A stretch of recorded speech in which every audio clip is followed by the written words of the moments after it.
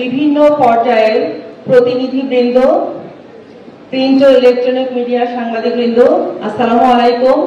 আপনাদের সবাইকে ঈদুল আজহার শুভেচ্ছা জানাচ্ছি। ঈদ মোবারক।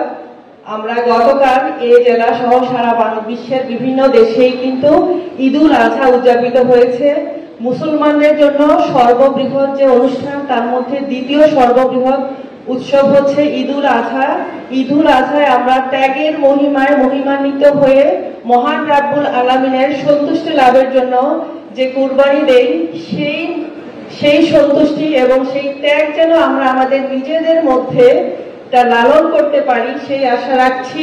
এবং আপনারা সবাই অবগত আছেন যে এখন বন্যা চলছে, বিশেষ করে মৌলভীবাজার জেলার ৩-৪টি উপজেলার কিছু ইউনিয়ন এখন প্লাবিত হচ্ছে।